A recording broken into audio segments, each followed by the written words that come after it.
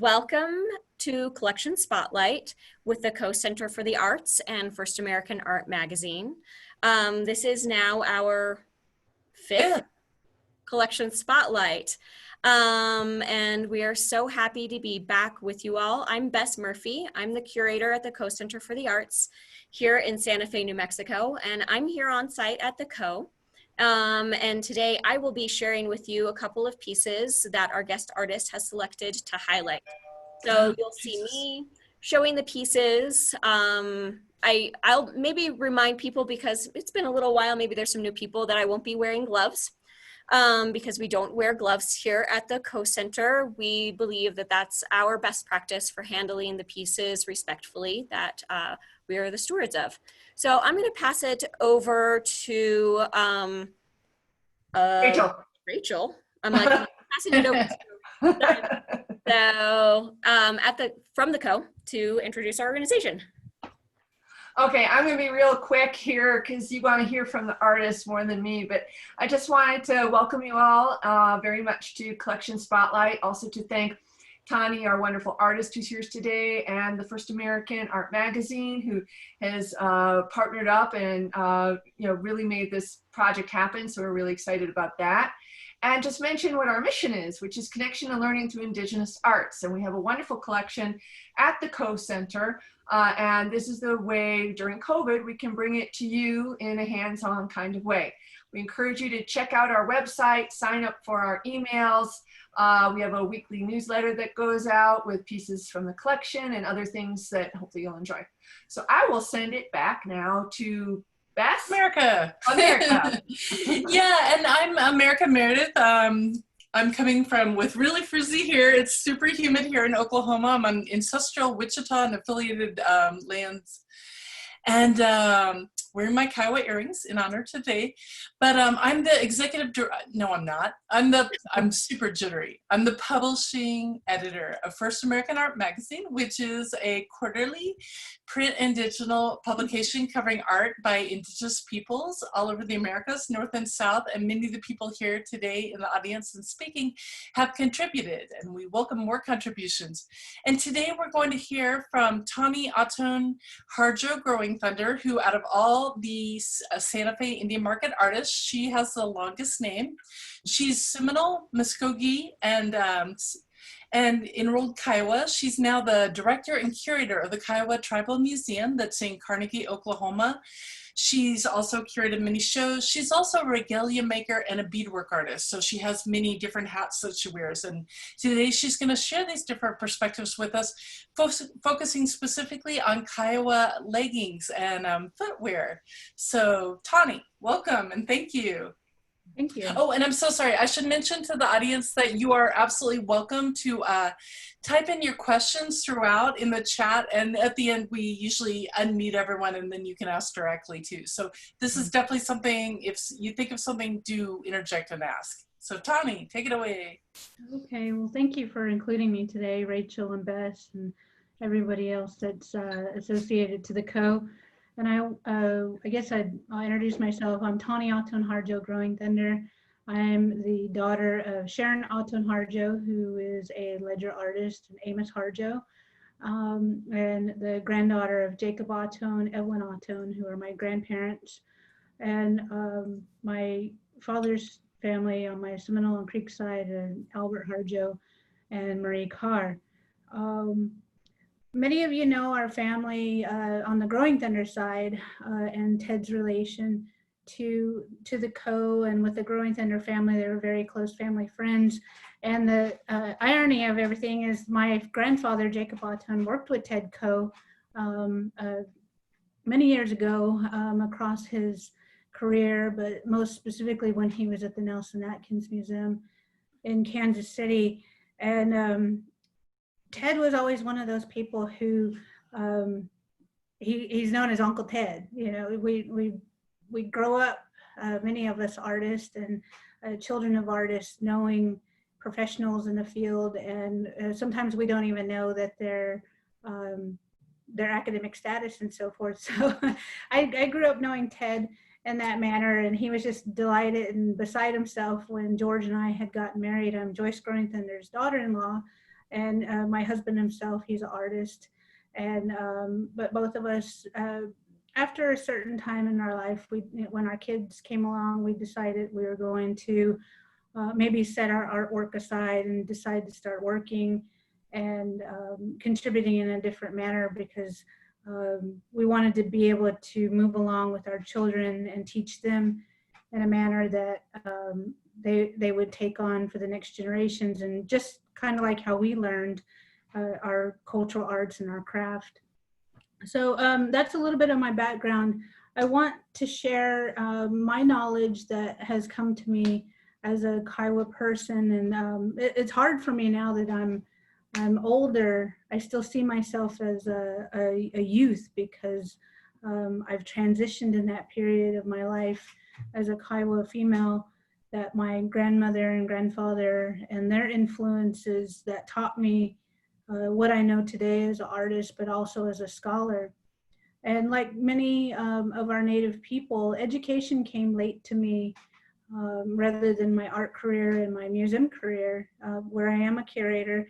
But it was something that I decided to wait until I was older, because of the affordability and where we are located rurally in Oklahoma, where the Kiowa tribe is. And that lent to my experience of not only being an artist, but it lent to the experience of traveling the world and learning and becoming a part of the network, which is out there, which has contributed greatly to who we are. And many of you that are here today are part of that influence of where I've met.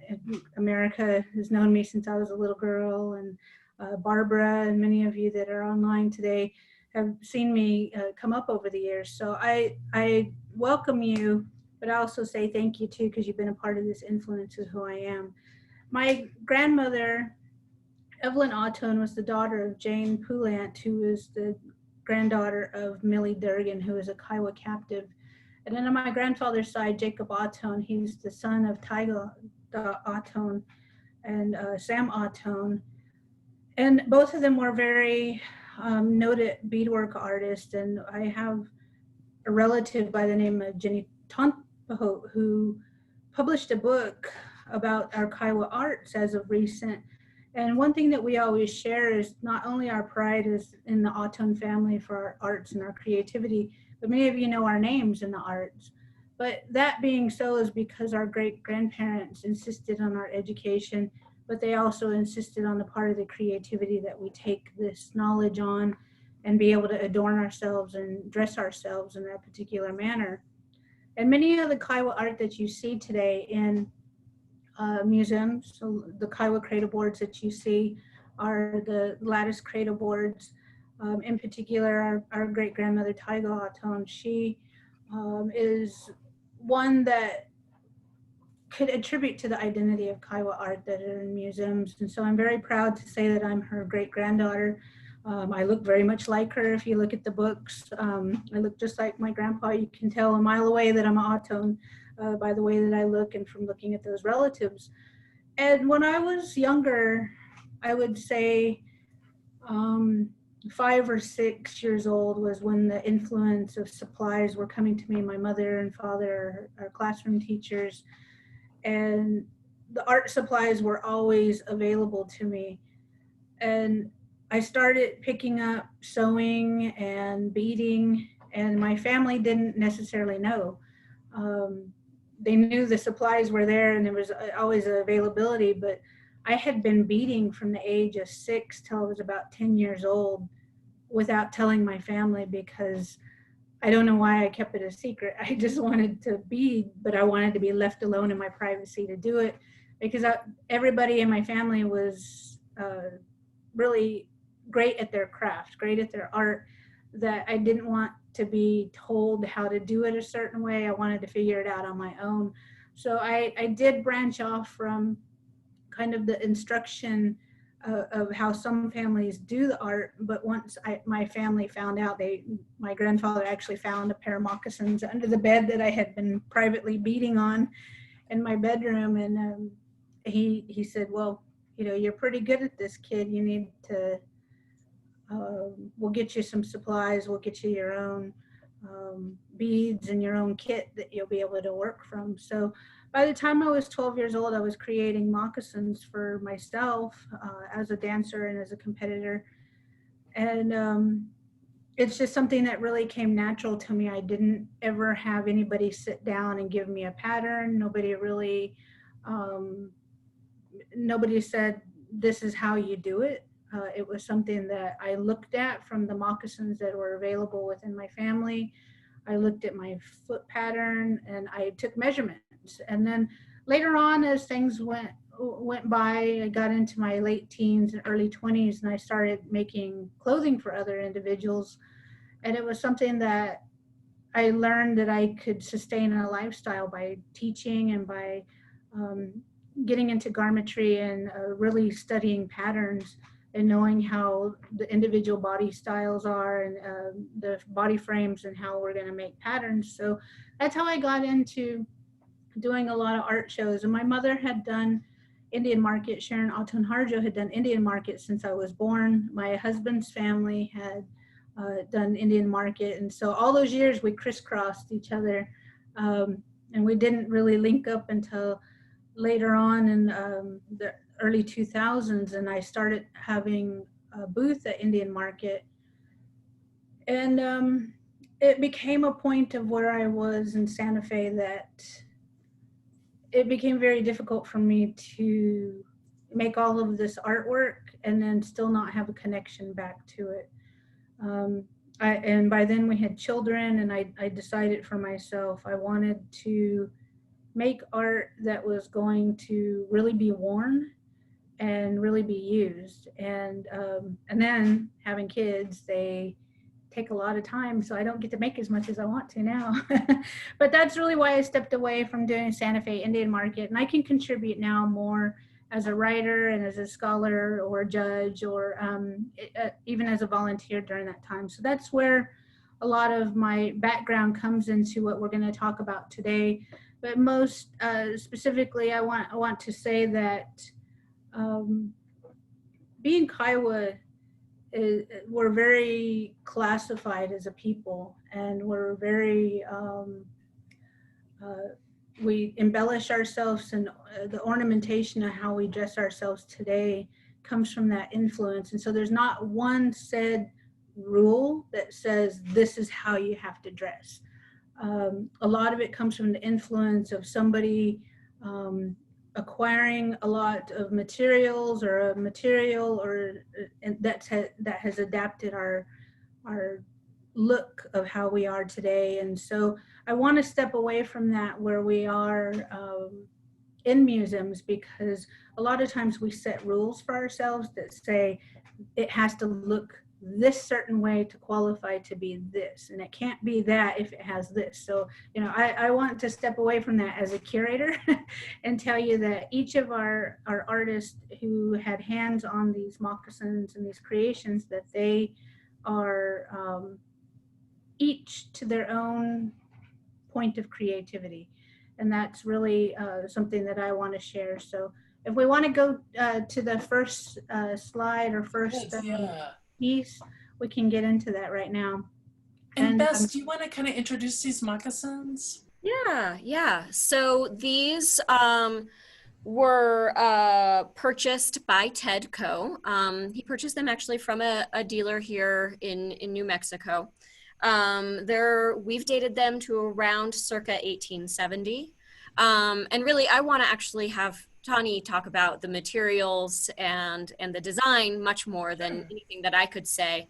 And I know I have questions for her already pending. So, but they're a really stunning piece. They've been exhibited. They were in the Stepping Out exhibition a few years ago at MIAC. So we love these pieces very much. And I think they're a great selection to speak about today. And Tahnee, I just want to say I will pick these up, and you can just tell me how to hold them, which ones to hold them, and just boss me around for that. Oh, so. Okay. Well, yeah. You have the year on them? Does he have the Circa 1870. Okay. Yeah. Hey, America? Yep. Oh, okay. Okay. Uh-oh. Grandpa knocked something down. First off, these are men's moccasins, right? Yes. they're large, and you'll see, in fact, I can sort of pull in. So this is, if I scooch this over a little bit, you'll see. We're going to talk about these probably later if we get to it. Terry. So this is a pair of Terry Greaves beaded Converse. But so you can see right here, the size relation. These are a size 10. And these are 11.5 inches long without the fringe. Exactly. Older moccasins. Yep. The moccasins. Yeah, exactly. Well, what I discussed with one of my colleagues at work, but he's also a community member by the name of Phil DuPoint, Joe Fish, and we kind of had a running joke about learning how to make our clothing, but we really didn't know why they look the way they do. And so that's one thing that I learned, was to make men's moccasins when my grandpa was alive. And when I lost him, I quit making men's moccasins after that, because it just hurt. You know, I didn't have that person to feed for anymore. And that our men's moccasins come from it developed and it adapted over the years. So, you know, contact, and then before we were removed to Oklahoma Indian Territory, our moccasins were very plain. And this style here came with the influence and access to beads and wool and scissors. And so we were talking today really about how that point of scissors was such an influence in how it changed our community. And he even remembered his grandma talking, Joe Fish remembered his grandma talking about that, of how important the scissors were when it had come, and how fine the buckskin fringes had become. And I don't know if these moccasins have cones on them or not. You want to handle them, Bess? Yeah. Cool. Okay, there we are. Yeah, and so looking at these is that the draggers and the fringe became a part of the influence once we started having contact with the southern influences within Texas and our access to horse culture. And what he shared with me was that the embellishment came with the influence of another person who might have decorated their moccasins, and then it's just adapted. So, you know, just how we are with suits or ties and shoe styles, we really like to outdo the other person. And so that's really how this style had come along with the fringes, and one person did it, so we're going to do it. And then, you know, we wanted to make sure that everybody knew that the women were the ones that made these moccasins. Our men would bring back the hide, and it would be processed and taken care of by way of most likely, preferably with like an elk hide. But you could use a deer hide. The further south we would get, sometimes you could use an antelope hide or buffalo. And it is scraped down to a high, what we call a buckskin. And it's stretched. And then you use the brain tan material to create with a milk, which we call a milk, and it makes it white. And as Kiowa people, we really like that light color. We don't really like that dark tan that you see with some of the northern tribes. We like that white, bright white is what we call it. And that brain tan would soften it, so it has a real thick ply to it, but the needle would go through it very easily. And by this time of this period, you would see that you would have to have a needle and thread or sinew to create these because of the beads and the tube sense to be able to get that needle through there. Because these have wool and a little bit of binding on it also, you can see, and that looks like it might have been added a little bit later. Maybe Oh, wow. had been worn down. The flaps on the sides might have been worn down, and then those were added later on, or maybe. Oh, yeah, there's flaps underneath. Yeah, and that they, you know, or maybe his wife got more supplies later and added on to it. or maybe, I don't know if it's lined on the inside of the foot there on the instep. So for the basic construction, how many pieces of buckskin are we talking about to make the basic moccasin for these men's moccasins? Yeah. Oh, wow. Yeah, it's like a U shape. It's more like a point U shape. And it's not much. A hide's a good size. The bigger the better, but it comes with what your hunting skills are. your partner's hunting skills would come down to it. But with the fringe and stuff, those would most likely be spare pieces that you would cut from other larger pieces. They would have been put off to the side. Say, for instance, if you're going to make a top on a dress or a top on a shirt, you would have corners just like you do fabric. And those fringes would come from those scraps elsewhere, but you don't want to like just take a big hide and cut into it and waste the pieces. You want to keep your as much hide as possible to cut from and save it for later, because it's such a process in order to acquire them. And one thing that Joe Fish and I were talking about today is the size of those tongues were differing because of our influences at the time here in the agency in Oklahoma. So because we're Kiowa, Comanche, Apache at our agencies, when the Kiowas would come in to go to the agency, we would see different influences there. You'd see other people's styles, and it would be a time to get dressed to go into the agency. Or if you're going to go to town and pick up your rations and so forth, you put your good moccasins on, which we call todes. That's what I would say about these pair. But these look like they're on maybe an elk hide. It looks thicker than a buckskin. Yeah. And that's a rawhide sole right there. And the sole can be replaced, right? That's separate, right? Huh? Oh, the sole is completely separate. It could be replaced if need be? Yes. Mm-hmm. But it depends on who's processing your hide and how good they are.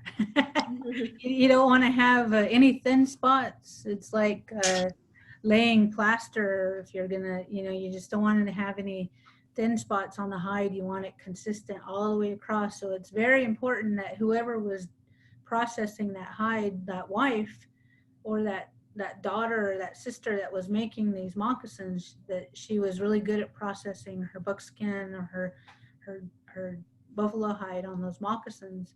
And the rawhide is really important because it protects your feet. And nowadays, a lot of people use latigo, but latigo wears away. But on these rawhide, that's how you're able to date it during that time, is because it was more important. It was accessible by way of the cultural practice, but it also was the preferred way of how to adorn your feet, because you wouldn't be able to feel a rock if you stepped in that, unless your moccasins got soiled or got a little bit of wet moisture to them.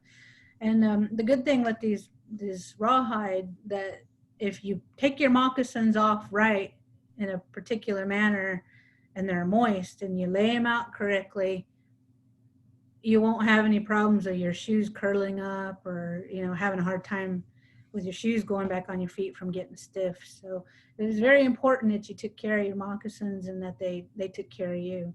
But after that period with the horse culture, they say that these draggers and that the fringe was to cover a track or to erase the track and the dust and One's so on the back.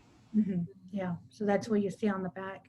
So is that really long? I thought that was just kind of a made-up thing, like from Western movies or something. That's true? Yeah, I don't know if it's true or not. I mean, Okay. we got grass where we're at in Carnegie. And we have cactus out there too, so it's very important that you know that you're not going to step on cactus or goat heads or anything that's going to hurt. Mm-hmm. I'm just going to pick up the other one just so that you can both compare. And then just really to take it back to basics, how do you know this is a man's moccasin versus a woman's moccasin? What's the difference in construction? Well, the size for one, and then the women have leggings for mostly to be worn, but men's were lower, and our women would have lower cut ones for say the summertime and the heat, but we were also migratory too, so it depends on where we were located at that time and what period, what date you're looking at as where we're located. Majority of the men's moccasins, I should say, the men's moccasins are going to be ankle because they had leggings that would slip onto their legs that they would use. And those would also be adorned. They got more ornate after a while, but you'll see there's an earth dye on these. So this orange earth dye that's on the middle bridge there, the toe, is a paint that we use. It's like an ochre. It's like a copper color, and we use it to mark ourselves just for the sake of getting dressed up. We also use it for protection, and we use it in different aspects of where we are for communication on our markings on our face. And then the green blue, which you see there, is also an earth paint. It's like an oil base color, and it depends on the oxidation and the pH level, which is in the ground, or where this dye will come, or like a earth pigment will come from. And a lot of individuals like to use it, and it transferred a lot when it was fresh, but when it stays on, it sometimes is really dark green, and our men really like that green color. And after a while, when these things went into collection storages in different parts of the country and museums or internationally in the museum community, when they were stored, the oxidation turns them blue. And it depends on the climate and the pH levels of which are in the museum collection. So a lot of times you'll see blue leggings, or you'll see green leggings, and it just depends on the location of where the artifact is at that time period. So there wasn't one blue crown and there wasn't one green crown, so to speak. But and you can buy this pigment still if you access art supplies like the Artisan there in Santa Fe. I know they sell a oil-based earth pigment, and they have a green. I took a stab at trying to use some of their colors there at the Artisan to see how well they worked on materials today. So Tahnee, would this have had an oil medium in it, this pigment? Yeah, it's a little pigment, and it's oily. It's real oily, and it stains really hard. If you get it on your hands, it'll be there for a long time. So it's just like oil-based pastels, but it doesn't have that danger of oil-based. Interesting. We say oily because it's oily. Huh. Interesting. Great. Thanks. Mm-hmm. Yeah, I was wondering about that. That was one of my big questions for you, was the pigments used. And I mean, ours clearly have oxidized significantly because they are very blue. I don't know if it even translates as much through the screen, but it is quite blue on the blue. Yeah. And originally it would be like a dark hunter green. Excellent. When it's fresh, when it's picked fresh, and when it's used, it would be green. And some people nowadays on their clothes, they'll use like a Prismacolor pencil or a green crown. The real waxy crowns that you get like at the restaurant when the kids color. Huh. Yeah. Did you want to look at the terry grease? Yeah, well, we'll come back to that. I want to show and tell here with you. All right, so we'll give Bess a break. Okay, yeah. She's our Vanna White. Exactly. So I don't know which ones predate each other here, but I want to talk about the Kiowa women's leggings here. And these are some leggings that my great grandma, Jane Poulat, and Millie Durgan had helped with my mom's leggings. And they're, I don't know if you can see, if I can come in there. These are my mom's leggings that were made for her before she became Miss Indian America. And we always tease her about her age. My mom, we said, dang, it's still standing, or it's still together. It's not put in the museum yet. So, and I still wear these. They're so well put together over the years that I wear these now. They've come to me. They're not of my ownership, but my mom lets me wear them. So I should say that. And what's really important to share with people is these were probably made in the late 50s, 1950s. And when you see contemporary leggings now of dancers and Kiowas, this old style here is where the legging is flat, and it's beaded on its own, and then it's attached to this hide. So like I was explaining to you, America, you want to have your best hide, your big pieces, and these are hand processed. These I don't know if these were processed by my great grandpa, but if not, it came from somebody in the community there. So you can see the holes of where they've worn thin, and the person who processed them. But what's really important to point out, if you're gonna look at real true Kiowa leggings, that flap right here is gonna go down the front of the leg, and it's gonna go right on top of that tongue. And I can tell you that from working in museum collections across the country, when we're looking at the old leggings, a lot of people try to make, to correlate Arapaho and Cheyenne leggings back to us with that flap, because a lot of us were using that influence of this dot here, which is a little bracket that overlays one another. And but specifically, there's a certain style that Kiowa leggings have. And at Oklahoma History Center, where I was the curator, we have several leggings that were made by Anna Mae Conad, and she was very particular with maintaining this style. And then later on, Alice Littleman, in her younger years, would make it with this style. But as years have gone on, this flap has transitioned over to the side with a lot of women, and it's become all one piece that wraps around, even though this one is sewn on and attached. So I want to point that out about women's leggings. But another thing is we always have the leaf. Women's moccasins will have the leaf, and these are made of size 13 beads. And we have signifiers of how I shared with you with our classifications within our tribes. We don't really have clans or tribal communities anymore. We do have districts as a constitution, like voting districts, but because we're classified by families, we've really stepped away with that clanship of how other tribes are set up. And so we're by families. And the identifier of that has to do with the color schemes and what we have on our moccasins and our leggings.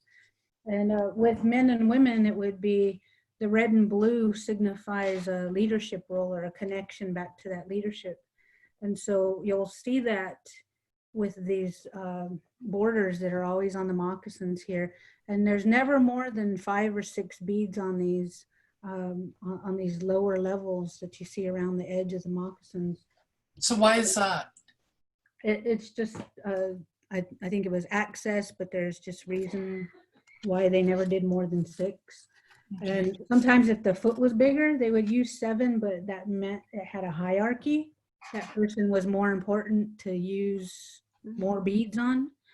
And then the triangles. We have triangles that are always on our beadwork, and it talks about our connection to one another, and they'll be connected all the way around of the design. And so these are my mom's leggings that I wanted to show, and these moccasins here were made by Jane Poulant also, and these were made in the 1930s. And what amazes me every time is the moccasin sole, and this is a rawhide. And my little girl wears these now when she gets dressed, even though they've got some missing beads on them.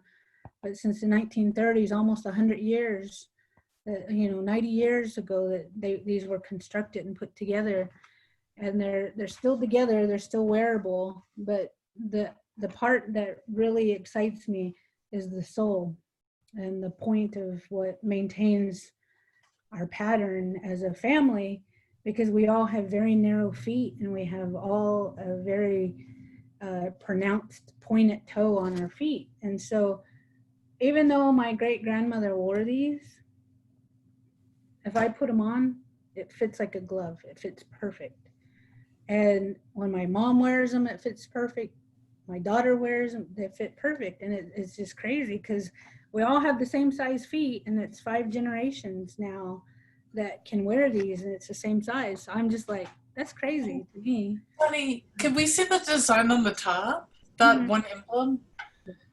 And that's a really subtle gradation of colors. Can you speak to that at all? Is it a flower or is it an abstract design? Simplicity of what she wanted to be. Yeah, it's really elegant. Thank you. Yeah, and then on Millie Durrigan and Jane Poulant, they had quite the collection of supplies, and I'm still dealing with the collection of supplies in this house and in that house down at Mountain View. But and then these were my grandma's moccasins, Evelyn Ahtones, and so you can see the pattern again on the foot. How old are those approximately? These were probably, I'd say, 1960s. Oh, cool. Can you see it? There you go. You can see the rawhide. So what a lot of people forget nowadays is and I'm going to get on a soapbox here, so excuse me. I've been waiting. Okay, yeah, we made it 37 minutes. Now it's time to get real. All right, let's get real. All right, don't poke holes in your soles when you're gonna sole your moccasin. Don't use it all poking the hole. It's all based on your strength and your ability to wrap the sole. And so what happens is this is a pattern here. This is a little kid pattern, and I made this when I was 12 years old. The pattern will look like this, and what you'll do with the sole, I don't have a sole that I can show you. So this is a little kid sole here. It wouldn't match up, but they meet together. You'll have another string that you put in here, which is we call it a rivet, and we got that wording from saddle makers and the influence of Western culture around us. But that rivet goes in there, and you use that needle. You have to have a really good grip to hold it, and you start here, and it goes around. And you're just sewing with one sharp, or what are you using to sew? Yeah, one Glover's needle. So a Glover's needle is a 3-sided angle, so it's like a triangle. Just like they were in the old days, they're like gold now because they're so hard to find. And I've got one Glover's needle I've used for about 10 years now. Yeah. So if I go anywhere, all my trips and travels, I still take a Glover's needle with me, just in case. But that's how you start. But nowadays, people go and they actually go around and they get it all, and they poke holes. And, it just wears away. Your feet are going to get wet, and it's just crazy to me. So, this is how you'll see that. There should be no indication of a hole in your moccasins when you're starting to wrap on the inside. And it's just a wrap stitch that goes around.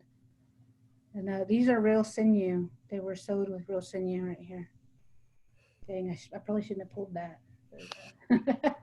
But it has a little dragger on it right here. Maybe you can see on my shirt.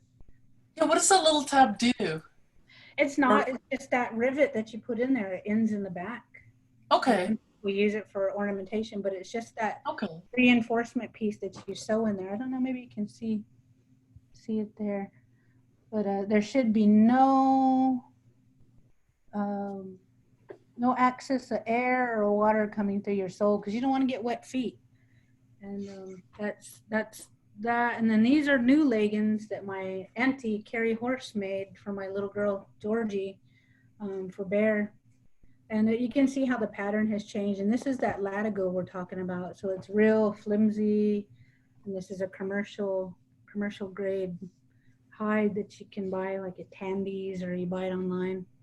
but the design is still very similar. And because she's a little girl, they didn't put that prominent design on there, and because these are just like everyday wear that she needed to wear for to get dressed for 4th of July. And as you can see, that flap has moved off to the ankle. It's not in the middle where it should be. No offense, Auntie, if you're watching this. Yeah.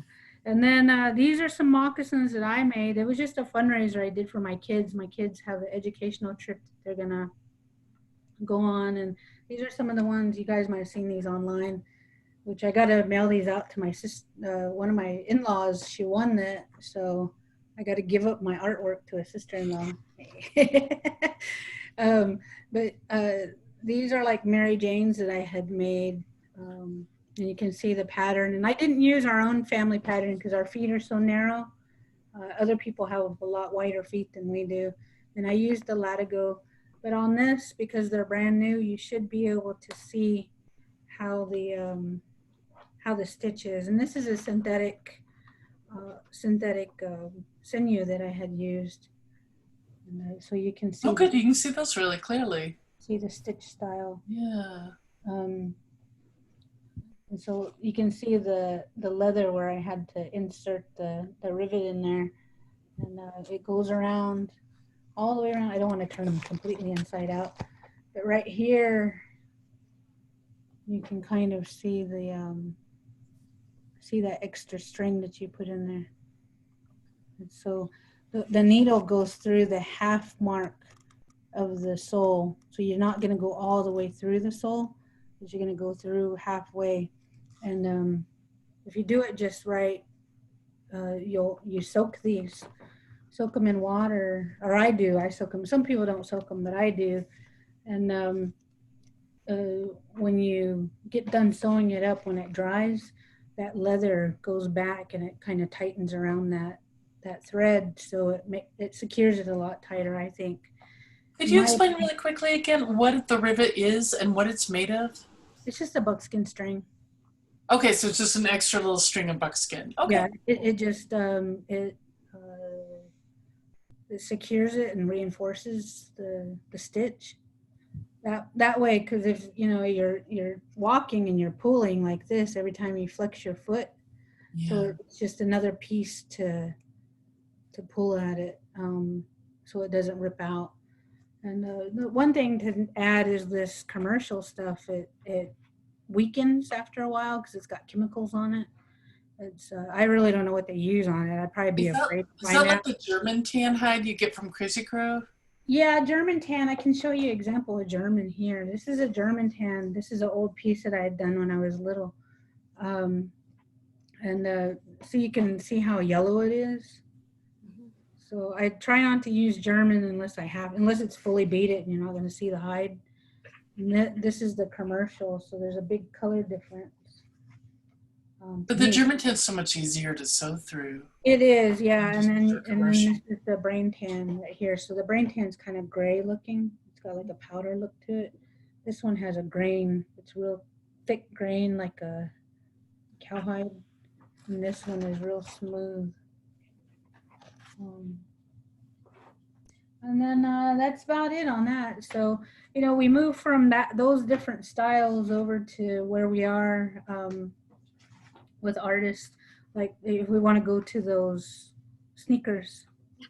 Yeah, and right before we do, as Bess is getting ready, could you answer? Is it common Kiowa practice to soak the leather before sewing? Not the hide. You don't want to soak the hide. So the tan buckskin you don't soak. Yeah, no, don't. Yeah, don't. But the rawhide. The rawhide I soak and the Latigo I soak. I don't know what other people do, and that's kind of like going back to how we started talking. That this is how I figured it out, and that's how I do it. Whatever's easiest for the artist, I guess, is how you should do it in your own thinking. But for me, knowing my grip and my stitch, that I prefer to have the rawhide or the leather soaked. So I think these pieces by Terry you can see this sort of overview Yeah. above, but Hey, then I'll very pull them topical. over so that you can see the detail. So Oh, here we are. here we are on me now, Yes. because that helps a lot. Oh, yeah. Yeah. And I love these because you can, there's a beautiful illustration of what a complete Kiowa woman's regalia would look like. So she's got the purse, she's got the fringe. Yeah. Well, and Terry is one of our relatives. She's also on the board there for the co. And I don't know if she's on, but She's on. is she? Yep. Hey. Yeah. Well, you know, and Terry coming up when she came into Indian market and our families, and we're all just kind of like do our own style, and we're very influenced by the popular culture that's around us. And so I was younger when she started doing those. I remember when she first did Indian market, and when the shoes came out, there were not just for her, but there's other artists too that were doing beaded sneakers. But Terry did it in her own style, and that was something that was very significant to her own art, but also the contemporary part of making something new that relates to us as modern Kiowa people. And that's where I saw as a kid the Converse that were coming along. And back then, for a lot of us, Converse were very hard to acquire. Like, it was just, especially coming from Oklahoma, we didn't know where to get Converse. And then there was one store at Crossroads Mall that they got the Converse again, like in the mid '80s. And so I don't think these are that old, but the design and the style was her own individuality and how she interpreted contemporary art and contemporary Kiowa-ness. And so going back to the other side, is it this side that has the dress on it? Oh, I think it's the other shoe. The other shoe, Yeah. the green dress. Yeah, there we go. And that's very significant to what our women look like. And, you know, the lady has an apron on, she has a purse. And Terry and I have moms that really give us heck if we didn't dress right, you know. So you better not leave this, you know, head off to that arena without an apron on, or you better not head out of here dressed right.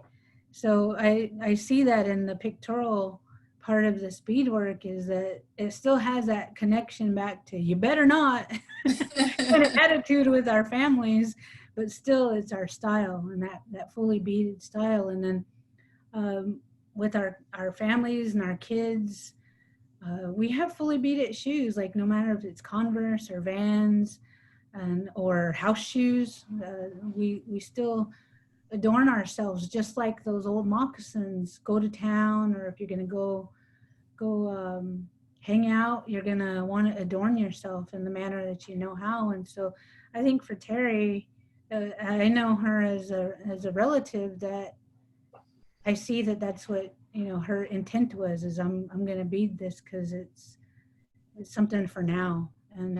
And what do you call this type of stitch? Because I'm kind of collecting people's different terms for this particular stitch. Yeah, I know people don't like the term, but I say lazy stitch. Just yeah, and I go 10 times faster with lazy stitch than I do flat stitch. And I don't like to call it lane stitch, because lane stitch to me indicates one lane, but that's my own interpretation. Just like the LA lane stitch. There's a million lanes. Yeah, the diamond lane and the but I know Terry used the phrase hump stitch, since it doesn't lay flat. It's got this lovely undulating texture on it. Yeah, I think, there's another term that people use. I remember texting around. I was writing a paper one time about lazy stitch, and I text around to a bunch of people like, what do you call it? We call it beading. Yeah, those are, what year are those? 2001, they were collected Mm-hmm. Oh, cool. from 8 northern pueblos. Oh, yeah. And the beads are a bright red, like a ruby red. It's a good red. And I know Terry probably wouldn't dare use the periwinkle that our moms would yell at us for overusing. I don't know if she would add to that, but the periwinkle blue, this blue right here, I love that color. a little bit lighter than that blue. Oh, sorry. Here, do you want to pull that up again? For Sorry. me, Yeah, or- you. yeah, that I blue. love that color. Like a cornflower blue. Yeah, they Yeah, hoard like them. They that keep blue. them. Yeah, don't you dare use them because grandma will get mad at you. You keep them all.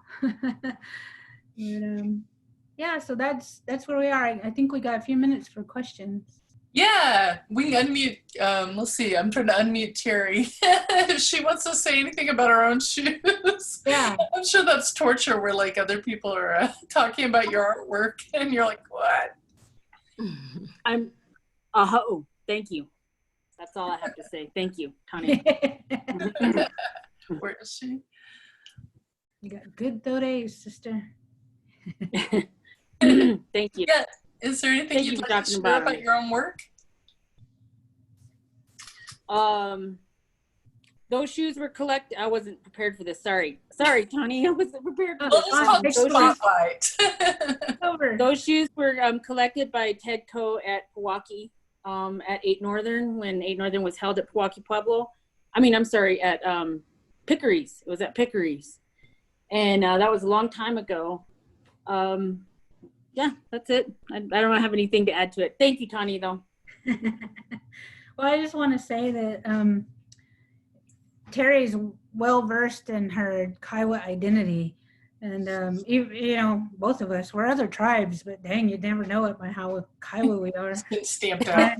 And how we talk and our dialect, and I just want to make that very important to share with everybody that our dialect and how we talk is how we're brought up, and how our family speaks to us, and in respect of our tone and our voices. So and the same way with her art, that it's reflective of her identity and how strong she is and how important her family and her people are to her. So I wanted to say that too, that she's meticulous in her attention to the detail. Hey, I gotta get my scholarship. And those are size 13 up beads. Yes. Well, I'll say this. One thing that bothers me more than anything is when, because I grew up around Western art, was seeing how white artists would always make our people look funny because they would mismatch things and put things on incorrectly. So whenever I do figure work, dancers or whatever, I try to make them look right. I mean, Mom would have wanted me to make them look right. That's how they're supposed to look, dressed proper for who they are. So it is out of respect for who people are that I try to have an attention to detail. Mm-hmm. Yeah. Thank you. So you can actually unmute yourselves now if you care to just ask any questions of Tahnee or Bess or Rachel. And then also, I just want to, I'm so happy that we're organized enough. We know who is going to speak next. Bess. I know it's been kind of chase the artist. Right, yeah. So, and the next date is going to be slightly different, right? And so now I'm going to mix up the dates. It's going to be, Not at all. so America is at the 21st? Yeah, 21st. Tuesday. Excellent. And we're going to have Leah Mata, who's Northern Chumash. So our first Indigenous Californian. Exactly. So that's really exciting. Yeah, and so we're starting to work with her on pulling the next selection of pieces from the Co. So we're really looking forward to it. So yeah, I don't know. Are there any more questions? Everyone's ready for dinner.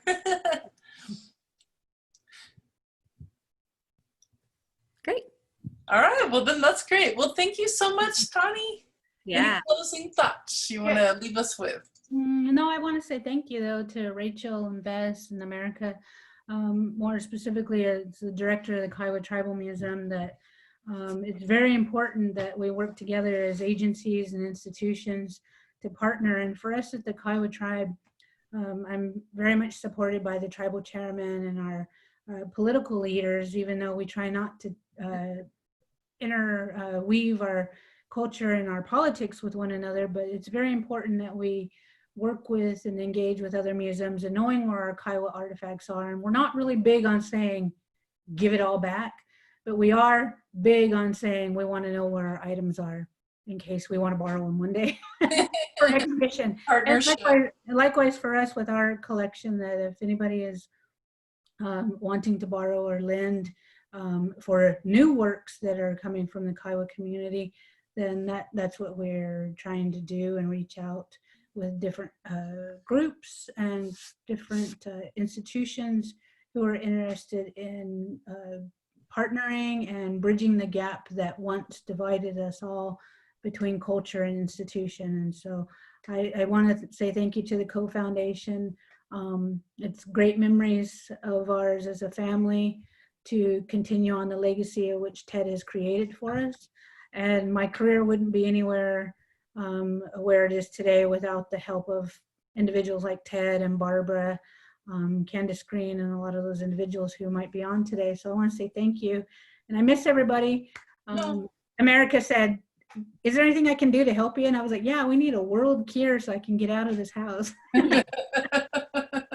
Anyway, thank you all for joining us today. Thank you so much, Tahnee. Thank you, Tahnee. Thank you. So much. We'll see each other in person someday again. Years from now, I guess.